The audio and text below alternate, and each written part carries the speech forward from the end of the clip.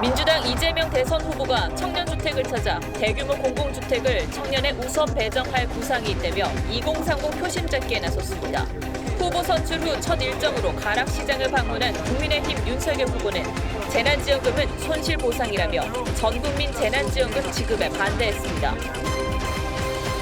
서울고검이 조국 수사팀 감찰에 나선 데 이어 법무부도 조국 일가 사건을 살펴보겠다며 수사 기록을 재차 요청한 것으로 파악됐습니다. 코로나 위중증 환자가 2달여 만에 400명을 넘었습니다. 단계적 일상 회복의 첫 주말인 오늘 서울에선 20여 개 단체가 집회를 열었고 지역 축제에는 관광객들이 몰렸습니다. 중국발 요소수 품귀 현상에 물류뿐 아니라 버스와 쓰레기 대란 우려도 나옵니다.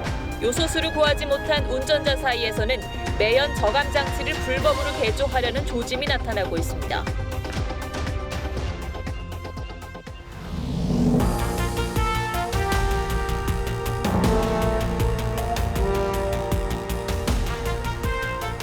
시청자 여러분 안녕하십니까? 뉴스7의 김명우입니다. 야당의 대선 후보가 어제 결정되면서 이제 본격적인 대선 선거전에 막이 올랐습니다. 앞으로 후보들의 단일화가 이루어질지 여부는 지켜봐야겠습니다만 현재는 사자구도라고 볼 수 있을 것 같습니다. 20대 대통령을 뽑는 내년 3월 9일까지는 예측 불허의 수많은 일들이 벌어지겠죠. 뉴스7 오늘은 사활을 건 각 후보들의 움직임으로 문을 열겠습니다. 더불어민주당 이재명 후보는 오늘 서울에 있는 청년주택을 찾아 대규모 공공주택 공급을 언급했습니다. 연일 현 정부의 부동산 정책과 차별화에 나서는 모습을 보이고 있습니다. 첫 소식은 고희동 기자가 전합니다. 민주당 이재명 후보가 1인 가구 청년들이 거주하면서 작업을 하는 서울 동대문구의 한 청년주택을 찾아 주거를 한 고민을 들었습니다. 주거용이 아닌 주택을 가진 사람이 너무 많아요. 주거형. 투자 목적으로. 돈 벌기 위해서. 이 후보는 역세권의 대규모 공공주택을 공급하고 청년층에 우선 배정하는 방안을 검토하겠다고 했습니다. 일반적으로 상상할 수 없는 대규모 공공주택 공급 계획을 지금 사실 내부 검토하고 있고. 문재인 정부 들어 집값 폭등에 실망한 청년층에 다가가는 행보로 풀이됩니다. 이 후보 측 관계자는 꼰대 이미지의 윤석열 후보와 차별성을 부각하는 차원이라고 말했습니다. 앞서 이 후보는 청년층 표심을 겨냥해 가상자산 과세 연기를 주장하기도 했습니다. 하지만 이 후보 역시 청년층의 절대적 지지를 받고 있지는 못하다는 평가입니다. 이 후보는 오후엔 검언개혁 촛불행동연대 행사에 참석해 검찰개혁과 언론개혁을 강조했습니다. 언론의 명백한 가짜뉴스에 대해서는 상응하는 책임을 반드시 부과해야 된다. 측근인 정진상 부실장과 유동규 전 본부장의 통화 보도, 이른바 로봇 학대 보도 등에 대한 불만을 드러낸 것이란 분석이 나옵니다. TV조선 고희동입니다. 국민의힘 윤석열 후보는 첫날부터 이재명 후보를 향한 공세에 나섰습니다. 전 국민 재난지원금 공약을 공개적으로 반대했고 이 후보가 검언개혁 관련 집회에 참석한 것을 두고는 조국 수호 세력에 공개적으로 올라탔다고 비판했습니다. 이태희 기자가 보도합니다. 대선 후보 선출 후 첫 일정으로 가락시장을 찾은 윤석열 후보가 상인들과 대화를 나누며 먹거리에 대한 지식을 드러냅니다. 돼지고기도 찍어 먹고 그 자체가 소화제니까 단백질을 분해시키는 소화제니까. 제2의 벽종원이야? 윤 후보는 이재명 후보가 주장하는 전국민 재난지원금 지급에 대해선 접근법이 틀렸다며 반대 입장을 명확히 했습니다. 피해를 보상하는 손실 보상이라는 관점에서 접근을 해야지 몇 퍼센트 이하는 전부 지급한다. 그런 식으로 접근해서는. 이 후보가 검언개혁 관련 집회에 온라인으로 참석한 것에 대해선 조국 수호 세력에 공개적으로 올라탔다고 직격했습니다. 윤 후보는 SNS에 2년 전부터 진행 중인 조국 사태로 대한민국 법치가 무너졌다며 대장동 수사에서 이 후보를 구하려는 검찰을 보면 더 망칠 것이 남아있지도 않다고 했습니다. 윤 후보는 이어 이준석 대표와 오찬 회동을 갖고 이달 중 당 선대위를 구성하기로 했습니다. 준비를 아주 꼼꼼하게 해오신 걸 보고 저도 아주 많이 좀 놀랬고 자신감이 많이 생겼습니다. 윤 후보는 오는 8일 현충원을 참배한 뒤 이틀 뒤엔 1박 2일 일정으로 광주를 방문해 전두환 옹호 발언 논란에 대해 다시 한번 사과할 예정입니다. TV조선 이태희입니다. 민주당과 국민의힘 양대 정당의 대선 주자가 확정되면서 이른바 제3지대 후보들도 분주하게 움직이고 있습니다. 정의당 심상정 후보는 이재명, 윤석열 후보 모두에 대한 특검이 필요하다고 했고, 국민의당 안철수 후보는 대장동 사태를 막기 위한 이재명 방지 특별법 제정을 추진하겠다고 했습니다. 김도영 기자가 보도합니다. 정의당 심상정 후보는 이재명, 윤석열 후보를 동시에 겨냥했습니다. 대장동 개발 의혹과 고발 사주 의혹 둘 다 특검이 도입돼야 한다고 주장했습니다. 본인들이 도덕적 검증, 사법적 검증 다 털고 국민들 앞에 나와서 표를 달라고 해야 되는데, 그러면서 일각에서 제기되는 민주당과의 단일화 가능성을 일축하고 완주 의지를 거듭 밝혔습니다. 이제 더 이상 양당 체제를 수용할 수 없다는 것을 분명히 해야 된다. 그것이 바로 심상정으로의 정권 교체다. 국민의당 안철수 후보는 당 대선 후보 선출 이후 첫 공식 일정으로 어제 대장동 의혹과 관련된 성남시 제1공단 공사 현장을 찾았습니다. 당선되면 이재명 방지 특별법 제정을 추진하겠다고 했습니다. 대장동 게이트 같은 권력을 이용한 지능적 배임 범죄가 다시는 일어날 수 없도록 검찰 수사가 제대로 이루어지지 않고 있다며 이 후보에 대한 직접 수사를 촉구했습니다. 수하와 깃털들이 구속됐지만 몸통에 대해서는 조사할 생각조차 안 하고 있습니다. 신당 새로운 물결 창당을 준비 중인 김동연 후보 측은 윤 후보를 상대로 공약 표절 의혹을 제기했습니다. 윤 후보가 후보 수락 연설에서 기득권의 나라에서 기회의 나라로 바꾸겠다고 했는데, 이는 김 후보 슬로건인 기득권 공화국을 기회 공화국으로를 표절했다는 주장입니다. TV조선 김도영입니다. 이제 후보자의 배우자가 어떤 역할을 할지도 관심입니다. 민주당 이재명 후보 부인인 김혜경 씨는 경선 때부터 적극적인 지원을 했고, 국민의힘 윤석열 후보 부인 김건희 씨는 앞으로 활발한 활동을 할 것으로 전해졌습니다. 관심이 모아지는 퍼스트레이디 경쟁은 김보건 기자가 전해드리겠습니다. 지난 3일 민주당 선대위 출범식, 이재명 후보 부인 김혜경 씨가 마스크를 끼라고 알려주거나 기념 촬영 전 옷매무새를 다듬어 줍니다. 김 씨는 이 후보가 정치를 시작한 뒤 적극적인 동반자이자 퍼스트 참모로 불려왔습니다. 이 후보가 백제 발언 논란으로 곤욕을 치를 때엔 홀로 호남을 수차례 찾기도 했고, 지난달 18일 통도사 회양식에는 이 후보 대신 참석해 윤석열 후보와 나란히 앉은 모습이 화제가 됐습니다. 국감 받는 저희 남편보다 더 떨리는 것 같아요, 스님은. 통도사 경치가 너무 좋습니다. 윤석열 후보의 부인 김건희 씨는 경선 기간 동안 외부에 드러나지 않고 그림자 내조를 했습니다. 본인을 둘러싼 각종 의혹에 공개 석상을 피해야 한다는 분석도 있었지만, 본선이 시작된 만큼 조만간 공식 활동을 할 전망입니다. 지난 2019년 윤 후보가 검찰총장 임명장을 받을 때 조명받았던 이른바 애교머리도 자른 걸로 알려졌습니다. 제 아내도 일정 부분 후보 아내로서의 역할을 할 거로 생각하고 있습니다. TV조선 김보건입니다. 서울 고검에 이어 법무부도 조국 수사팀에 대한 감찰 준비 단계에 들어간 것으로 파악됐습니다. 조국 사건 수사에 문제가 있었다는 민원이 접수됐다며 수사 기록을 살펴보겠다고 나선 겁니다. 검찰 내부에선 대선을 코앞에 둔 시점에 조국 수사 기록을 보겠다는 의도가 의심스럽다는 반응입니다. 최민식 기자가 단독 보도합니다.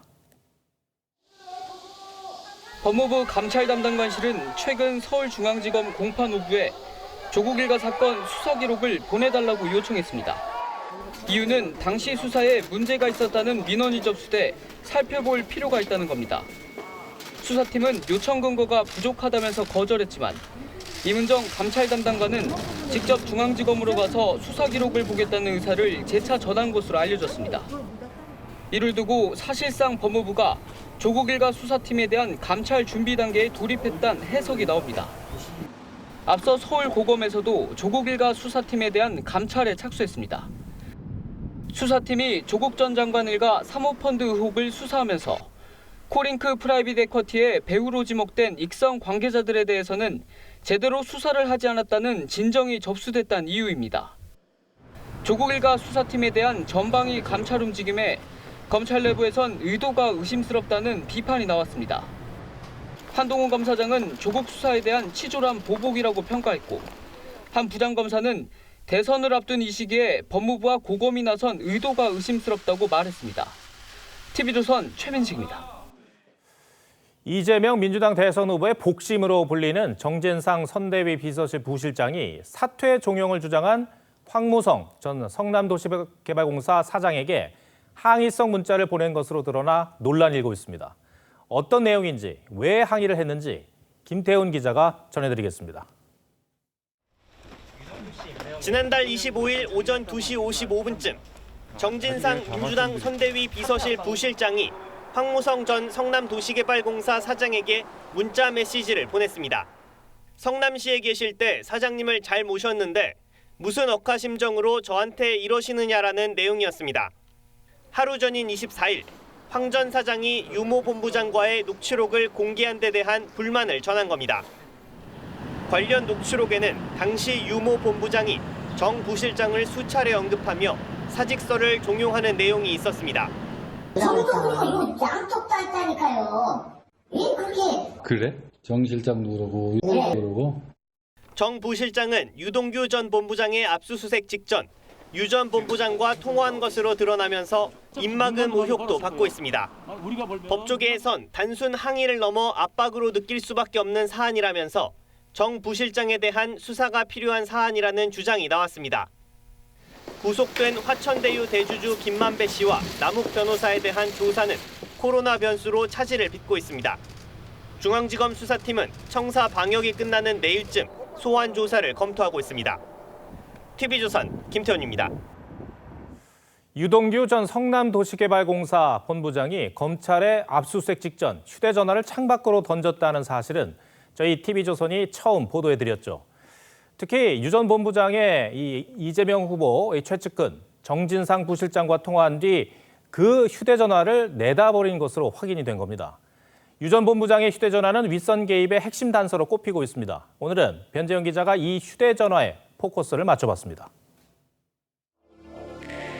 지난 9월 29일 검찰 수사관이 자택 초인종을 누르자 곧이어 인도 위로 휴대전화 한 대가 떨어지고 15분 뒤 현관문이 열립니다. 들어오는데 핸드폰을 받아서 집에 있대요. 근데 CCTV가 눈여겨면서 안사를 추수할때 검찰은 CCTV 확인 결과 압수수색 전후로 창문이 열린 사실이 없다고 했고 휴대폰 행방은 의문으로 남았습니다. 첫 번째 미스터리를 푼 건 바로 경찰이었습니다. 수사 착수 하루 만에 CCTV를 분석해 창밖으로 내던져진 휴대전화를 찾아내자 검찰은 체면을 단단히 구겼습니다. 이 휴대전화에선 민주당 이재명 후보의 최측근인 정진상 비서실 부실장이 등장했습니다. 경찰의 휴대전화 분석에서 유 전 본부장이 압수수색 직전에 정진상 부실장과 통화한 것으로 확인된 건데 말 맞추기를 한 게 아니냐는 의혹이 커지고 있습니다. 정 부실장은 통화에서 잘못이 있다면 감추지 말 것과 충실히 수사에 임할 것으로 당부했다고 했지만 의혹이 말끔히 해소되진 않고 있습니다. 검찰은 언론 보도 이전에 해당 통화 사실도 확인하지 못했다고 했지만 현직 차장검사는 통화 내용이 윗선 수사의 핵심인데 수사 의지도 능력도 없다는 걸 자인한 것이라고 꼬집었습니다. 국민의힘은 유 전 본부장과 통화한 최측근이 더 있다고 주장했지만 엄청난 특혜를 받아가도록 만들어 놓은 설계한 사람, 기획한 사람, 바로 그 사람이 몸통이고 책임자니 그 사람을 잡아야 된다라고 얘기했는데 그 사실을 싹 빼버리고. 민주당은 우연의 일치라고 맞받았습니다. 이제 공교롭게도 압수수색이 시작되기 직전이었는데 그것은 뭐 우연의 일치라고 보여지고요. 유 전 본부장의 휴대전화가 정 부실장과 이 후보로 향하는 판도라의 상자는 아닐지 뉴스7 포커스였습니다. 네, 일상 회복을 시작한 이번 주 2,000명대의 코로나 신규 환자가 계속 발생하고 있습니다. 눈에 띄는 점은 위중증 환자 수인데 2달여 만에 400명을 넘었습니다. 일상 회복에 영향이 나타날 다음 주면 위중증 환자가 더 늘어날 거라는 우려가 나옵니다. 박상준 기자가 보도합니다. 위중증 환자는 하루 새 29명이 늘어 411명을 기록했습니다. 지난 8월 31일 이후 67일 만에 처음으로 400명대가 됐습니다. 위중증 환자 가운데 80% 가까이가 60대 이상으로 집계되고 있고 10대와 20대 환자도 포함돼 있습니다. 문제는 일상 회복의 여파가 반영되는 다음 주부터입니다. 신규 감염자 중 1.5에서 2% 정도가 중증 환자가 되기 때문에 1일 확진자가 3,000명이 될 경우 위중증 환자가 매일 60명이 생길 수 있다는 관측이 나옵니다. 지금 예방접종 완료율이 75%를 넘고 있는 상황에서도 이 정도 위중증화율이 나타난다는 것은 지금 미접종자들의 감염 위험성은 더 높아진 상황이기 때문에 그렇다고 접종을 해도 안심하기 힘듭니다. 9월 첫째 주 완전 접종자의 위중증화율은 7.6%였지만 10월 셋째 주엔 40%까지 치솟았습니다. 정부는 중환자 병상을 현재 1,111개에서 254개 추가 확보하겠다고 했습니다. 이와 함께 400만 명에 달하는 18세 이상 미접종자들에게 접종을 맞춰달라고 당부했습니다. TV조선 박상준입니다. 정부가 계속해서 환자 폭증을 경고하는 이유는 일상 회복에 들어선 첫 주말 풍경에서 찾을 수가 있습니다. 오늘 서울 도심에는 시민 2천여 명이 모였습니다. 20여 개 단체가 집회를 연 건데요. 신경희 기자가 취재했습니다. 집회 참가자들이 커다란 깃발을 흔들며 구호를 외칩니다. 길이 막힌 차들은 경적을 울리고 참가자들은 경찰에 항의하기도 합니다. 지난 7월 사회적 거리두기가 4단계로 격상된 이후 서울에서 이런 대규모 집회들이 합법적으로 열린 것은 처음입니다. 백신 접종 완료자나 유전자 증폭 검사 음성 확인자만 모일 경우엔 최다 499명, 접종 여부와 관계없이 최다 99명까지 모일 수 있습니다. 오늘 집회를 연 단체는 환경단체와 교육계 노조 등 다양했습니다. 죄송합니다. 위드 코로나 이후에 처음 저희도 집회를 하다 보니까 어쨌든 방역을 철저히 마스크를 하지 않고 발언을 이어가는 모습도 곳곳에서 목격됐습니다. 시민들은 확진자 급증을 우려했습니다. 왔다 갔다 하는데도 불편하고 또 코로나 걱정이 엄청 되죠. 경찰은 합법 집회 내에선 자유를 최대한 보장하겠다는 입장이지만 인원수를 초과하거나 마스크를 착용하지 않는 등 방역수칙 위반은 철저히 단속할 방침입니다. TV조선 신경입니다. 오늘 전국의 나들이 명소들도 코로나 시대 이전의 모습으로 돌아갔습니다. 단풍이 절정을 이룬 유명산들은 인산인해를 잃었고 2년 만에 재개된 가을 축제에도 관광객이 몰렸습니다. 박건우 기자입니다. 백두대간 능선 사이로 낮은 구름이 흘러갑니다. 커다란 기암 괴석과 어우러진 오색 단풍이 주황산의 가을을 알립니다.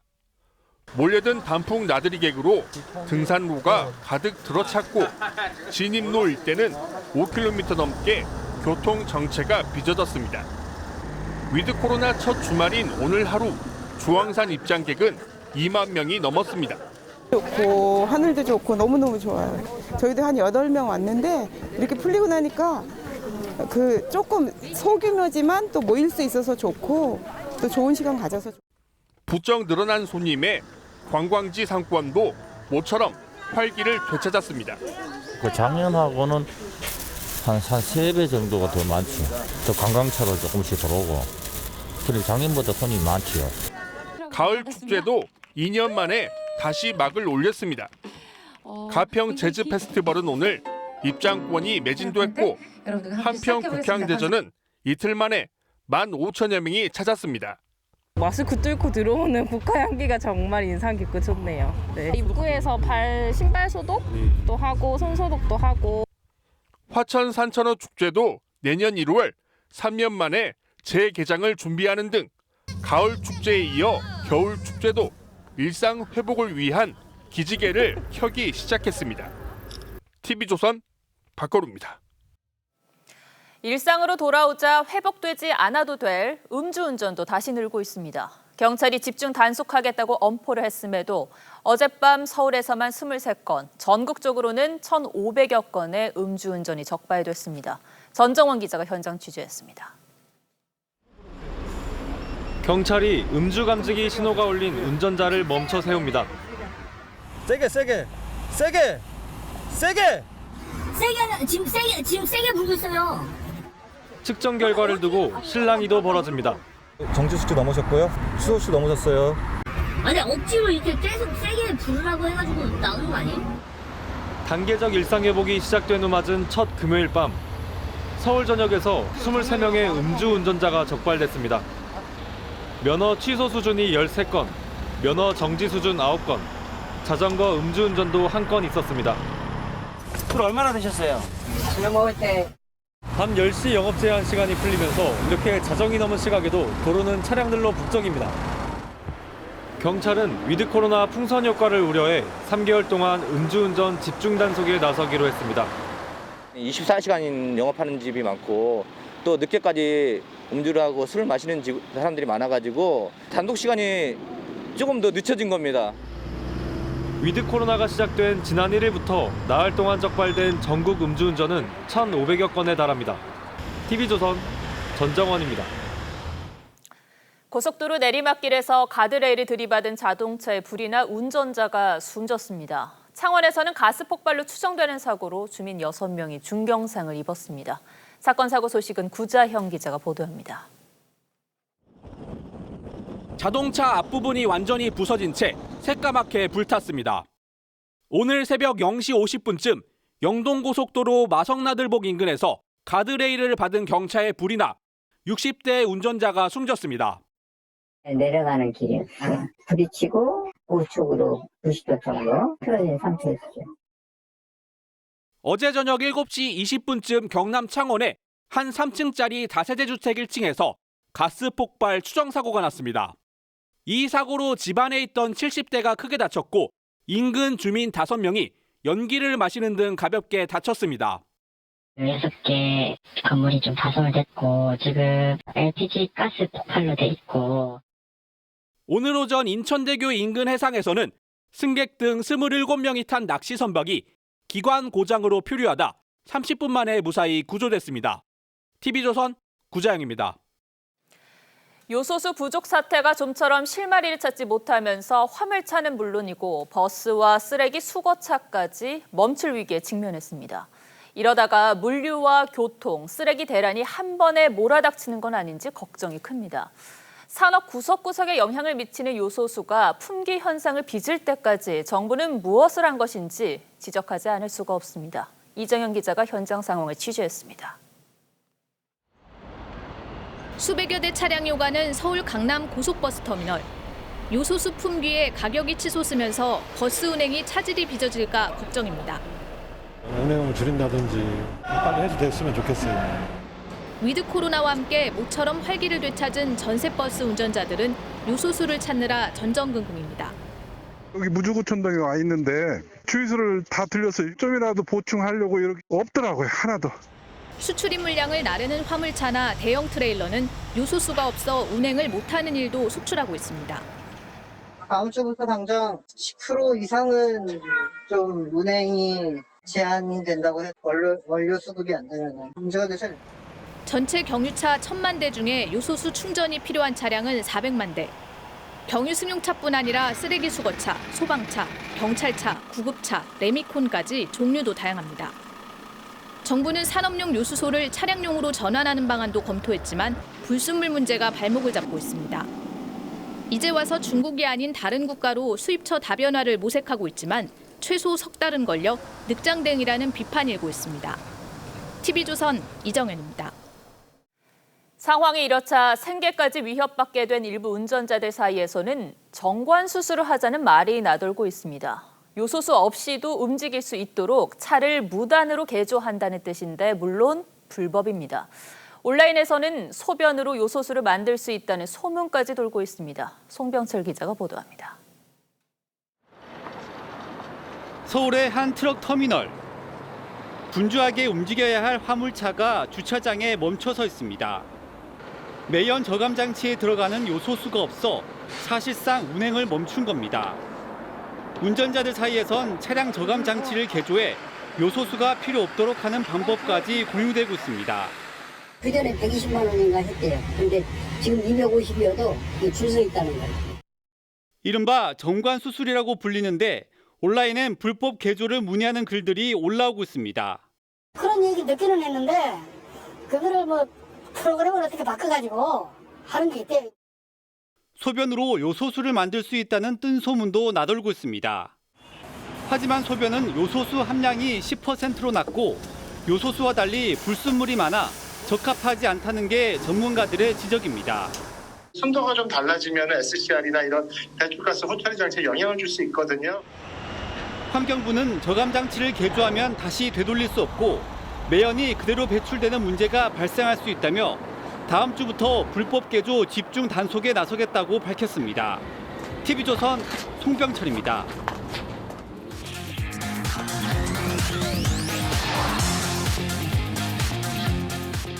네, 지난달 물가 상승률 3%대. 약 10년 만에 최고치를 기록했습니다. 자고 나면 올라있다. 오늘이 가장 싸다. 부동산이 아닌 우리 일상의 물가 이야기가 됐습니다. 긴장을 하려고 합니다.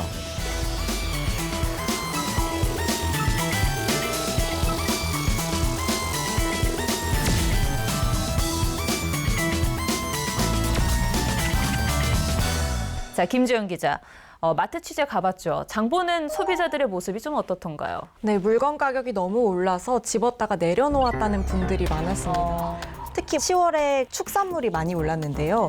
한우 가격이 너무 오르면서 한우를 반값에 판매한다고 하니까 마트 문 열기도 전에 줄을 서기도 하고 밥상 물가가 얼마나 올랐는지를 보여주는 현상인 것 같아요. 수치적으로도 그렇습니까? 10월 소비자 물가 상승률이 9년 9개월 만에 가장 높은 수치 3.2%를 기록했습니다. 그리고 서민들이 체감하는 141개 품목만 따로 뺀 생활 물가 지수가 있는데 4.6% 올랐습니다. 2011년 8월 이후 가장 높은 상승폭입니다. 가장 많이 오른 건 기름값인데요. 석유류 가격이 27.3%만 한 달 만에 올랐습니다. 대출 금리도 최근에 굉장히 많이 오르면서 안 오른 게 없다는 말이 나옵니다. 왜 이렇게 물가 상승률 폭이 확 올라간 겁니까? 네, 국제유가 등 원자재와 에너지 가격이 크게 오른 탓이 큽니다. 여기다 공급망 병목 현상도 한 몫을 하고 있는데요. 급격하게 코로나가 풀리면서 소비가 많아지다 보니까 수요 공급이 불일치되고 그러면서 가격 상승이 계속되고 있습니다. 여기에 요소 대란도 지금 심상치가 않아 보여요. 화물차 같은 경우에는 이틀에 한 번꼴로 이 요소수를 주입해줘야 되는데요. 우리나라는 이 요소수의 원료인 요소의 97%를 중국에서 수입하는데요.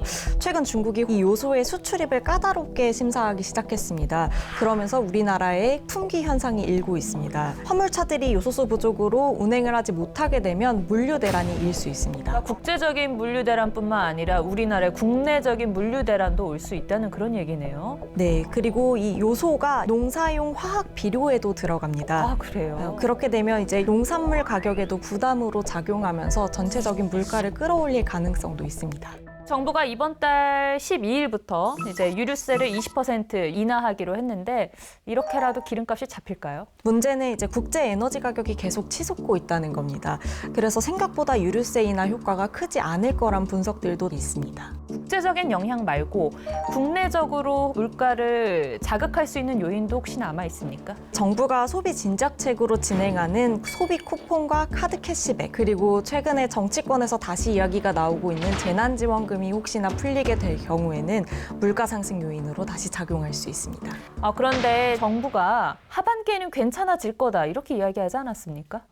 하반기로 갈수록 공급 충격이 해소되며 연간 1.8%로 전망을 했지만 지금 상황에서는 달성하기가 쉽지 않겠다는.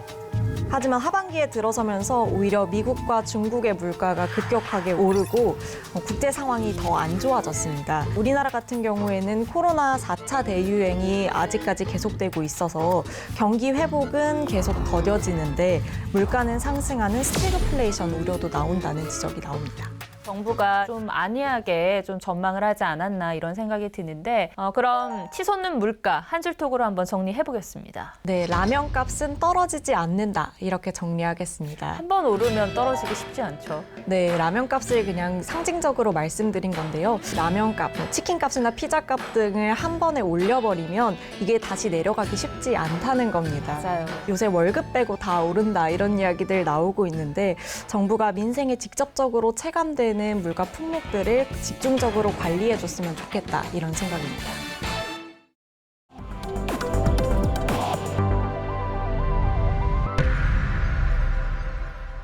동해의 국제적 명칭을 놓고 한일 간의 치열한 외교전이 벌어진 지는 오래됐습니다. 이런 외교전에 큰 영향력을 미칠 수 있는 유엔이 지리 포털 사이트에 일본해라고 단독 표기해 우리 외교 당국의 대응이 시급하다는 지적이 나옵니다.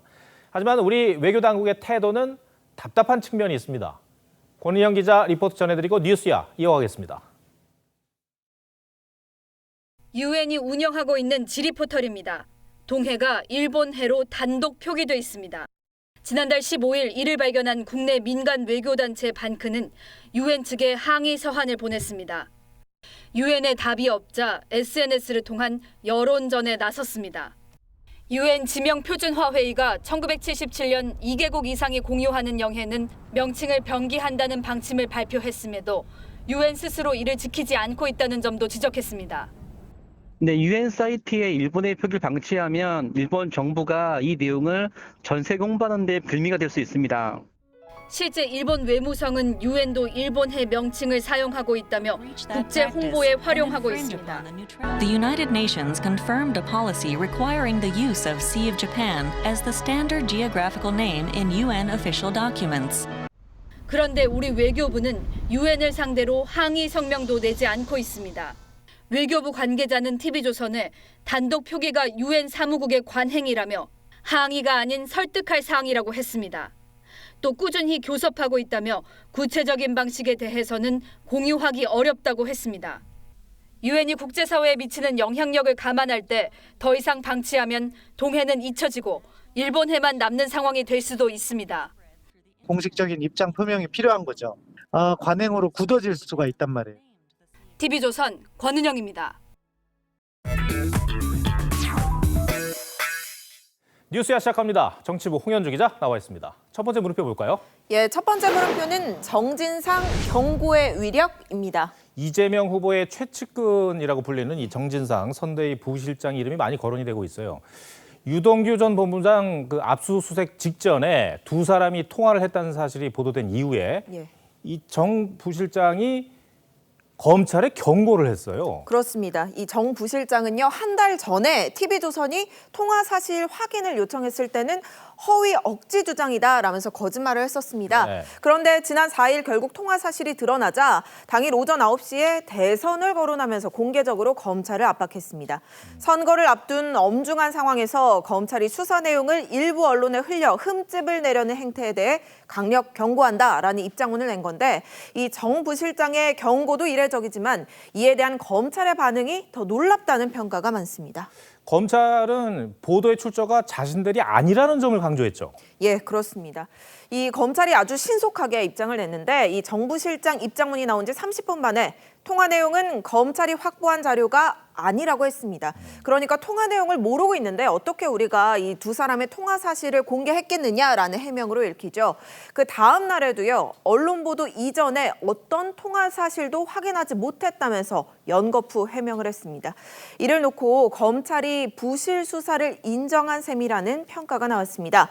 압수수색 때 찾지 못했다가 나중에 경찰로부터 넘겨받은 유 씨 휴대폰 내용조차 확인하지 않았다는 점을 자인한 모양새가 된 겁니다. 여당도 사실상 이 정 부실장과 유동규 전 본부장의 통화를 옹호했다는 그런 지적이 나왔죠. 그렇습니다. 여당 의원들은요, 이 검찰 압수수색 직전 이루어진 두 사람 통화가 우연이라거나 정상이라고 했습니다. 전화 통화를 해서 사실관계를 확인하는 것이 정상적인 것이죠. 이 도대체 정 부실장이 어떤 인물이길래 이런 반응들이 나오는 겁니까? 네, 이재명 후보가요 공개석상에서 측근이다라고 공개 거론한 2명 가운데 한 명이 이 정진상 부실장입니다. 또 다른 한 명은 김용 전 경기도 대변인인데요. 정 부실장은 1994년 성남 시민 모임부터 이재명 후보와 함께한 것으로 알려져 있는데 이재명 변호사 사무실 사무장을 맡기도 했습니다. 네. 첫 번째 물음표 정리해 주시죠. 예, 첫 번째 물음표 정진상 경고의 위력의 느낌표는 바람이 불기도 전에 눕는다로 하겠습니다. 네. 드라마 추적자에 검찰은 바람이 불면 풀보다 빨리 눕는다라는 대목이 나옵니다. 이 정진상 부실장과 유동규 전 본부장의 통화 내용이 윗선으로 향하는 결정적 고리가 될 거다라는 해석이 나오는 가운데 이번에야말로 검찰이 풀과 속도 경쟁을 한다는 오명을 벗지 못한다면 특검 필요성의 목소리가 더 커지게 될 겁니다. 알겠습니다. 두 번째 물음표는 뭡니까? 예, 두 번째 물음표는 심상정, 안철수 표 어디서 오나?입니다. 국민의당의 안철수 후보, 또 정의당의 심상정 후보 모두 대선 후보입니다. 예. 지금 저 두 후보가 과연 단일화를 할 것이냐 말 것이냐 이것이 지금 이번 대선의 큰 변수 중에 하나 아니겠습니까? 두 사람의 영향력이 어느 정도일지 한번 저희가 가늠을 해보는 것도 의미가 있을 것 같아요. 예, 그렇습니다. 먼저 이재명, 윤석열, 심상정, 안철수 이 네 후보가 모두 완주를 했을 때 결과를 예상해 보겠습니다. 네. 지난주 실시된 4자 가상 대결 결과 보겠습니다. 민주당 이재명 후보와 국민의힘 윤석열 후보의 격차가 오차 범위 내 접전인 가운데 심상정 후보는 4.4%, 안철수 후보는 4%였습니다. 특히 민주당 지지층의 2.4%가 심 후보를, 국민의힘 지지층의 3.7%가 안 후보를 지지한 것으로 나타났습니다. 만약에 단일화가 성사됐을 때의 수치는 어떻게 예측해 볼 수 있습니까? 네, 같은 기관에서 한 조사에서요. 이재명 대 윤석열 양자 대결 결과를 보겠습니다.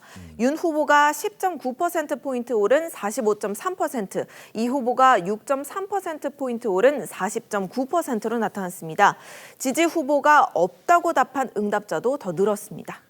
이 선택지를 4명에서 2명으로 줄였더니 이재명 후보보다는 윤석열 후보가 다소 유리하게 나오네요. 네, 그렇습니다. 특히 이번 대선의 승부처로 보는 MZ세대와 중도층에서 이 후보는 한 자릿수 상승에 그친 데 비해 이 윤 후보는 두 자릿수로 상승했습니다. 그 이유는 심상정, 안철수 후보의 지지층 분석을 통해서 추측해 볼 수 있는데요. 4자 대결에서 심상정 후보를 지지했던 응답자들의 경우 양자 대결에서는 절반에 가까운 44.4%가 지지 후보가 없다고 하거나 잘 모르겠다고 답했습니다. 정의당은 거대 양당의 실망에 제3지대 진보층의 지지를 받고 있는데 이 심상정 후보가 선택지에 없을 때에는 관망세로 돌아선 것으로 보입니다. 반면 안철수 후보를 지지했던 응답자들은 양자 대결에서는 가장 많은 42.9%가 윤석열 후보를 지지했고요. 30.4%는 이재명 후보를 택했습니다. 중도층이 주로 지지하는 국민의당의 경우 단일화 시에는 거대 양당 중에 차선으로 윤 후보를 택할 가능성이 높다는 해석이 나옵니다. 결론적으로 전문가들은 양자 대결 구도 전환 시 윤 후보가 더 수혜를 입을 것이라고 분석합니다. 안철수 후보 지지자들의 분포로 볼 때 아무래도 윤석열, 안철수 단일화가 이재명, 심상정 단일화보다 더 파급력이 클 것으로 전망됩니다. 민주당과 정의당보다는 국민의힘과 국민의당의 단일화가 더 주목받는 이유가 있는 것 같습니다. 두 번째 물음표도 정리해 주시죠. 예, 두 번째 물음표 심상정, 안철수 표 어디서 오나의 느낌표는 소수 야당의 의미로 하겠습니다. 네. 자칫 사표로 전락할 수 있는 우려가 있는데도 여전히 이 소수 야당을 지지하는 목소리가 나오는 이유가 뭔지 거대 여야 이 두 후보가 정치공학적 단일화에만 집중할 게 아니라 소수의 목소리에도 귀를 기울일 필요가 있어 보입니다. 네. 홍현주 기자 오늘 설명 잘 들었습니다.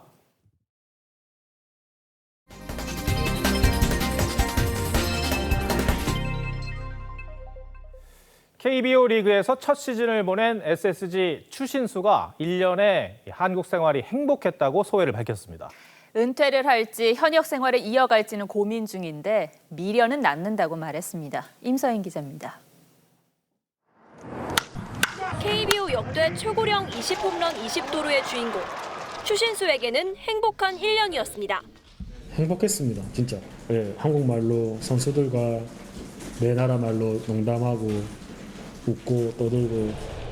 메이저리그 전성기 시절 사고 때문에 많은 어려움을 겪었던 만큼 자신과 비슷한 처지의 KBO 리그 사고왕.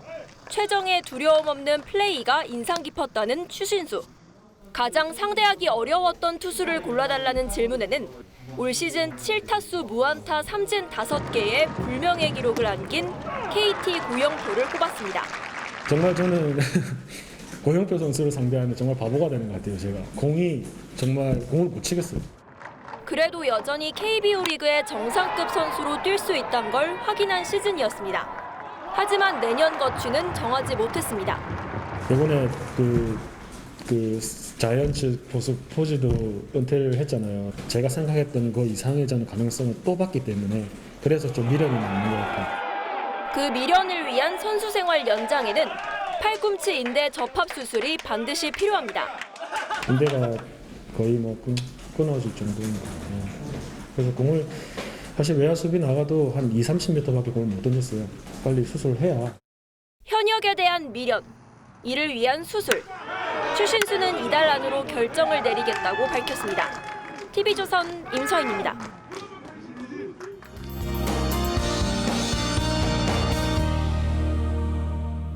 11월의 첫 주말 잘 보내고 계신가요? 얼마 남지 않은 가을 충분히 즐기시기 바랍니다. 입동인 내일까지 맑고 일교차 큰 가을 날씨가 이어지겠는데요. 서울 아침경 9도로 출발해 낮에는 21도까지 오르겠고 대부분 지역의 낮 기온이 20도 안팎으로 낮에는 포근하겠습니다. 다만 많게는 15도까지 벌어지는 일교차에는 주의를 하셔야겠고요. 동풍의 영향을 받는 영남 동해안 지역에는 내일 새벽부터 낮 사이 빗방울이 떨어지겠습니다. 입동인 내일이 지나고 모레 월요일 북서쪽에서 찬 공기가 남하하면서 기온이 큰 폭으로 떨어지겠고요. 비 소식도 들어 있습니다.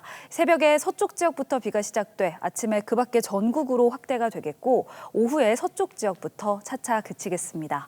비가 내리는 동안 돌풍과 천둥, 번개가 동반될 가능성이 있어 안전사고에 유의하시는 것이 좋겠습니다. 오늘 밤부터 내일 아침 사이 내륙을 중심으로 짙은 안개에 주의를 하셔야겠고요. 다가오는 수요일까지 전국 대부분 지역에 비 또는 눈이 길게 이어질 전망입니다. 날씨였습니다. 늦은 밤 한 시민이 소방서 앞에 상자 3개를 몰래 두고 유유히 떠납니다. 여기에는 요즘 없어서 못 산다는 요소수 3통이 들어있었습니다. 요소수 품귀 대란에 소방차 출동마저 발묶일 우려가 나오고 있죠. 이를 걱정한 시민이 이렇게 요소수를 기부하는가 하면 구급차에는 무료로 주겠다는 주유소 사장님도 생겨났습니다. 정부는 중국의 요소 수출을 막은 지 20일이 지나서야 TF팀을 꾸렸습니다. 모니터링 강화, 협조 요청 등 기본적인 대응만 할 뿐 뾰족한 대책도 내놓지 못하고 있죠. 정부의 안일한 대처로 직면하게 된 이 요소수 대란 위기를 시민들은 자발적인 나눔으로 함께 극복하려 하고 있습니다. 그래서 그 손길이 더 빛나 보였습니다. 시청해 주셔서 고맙습니다.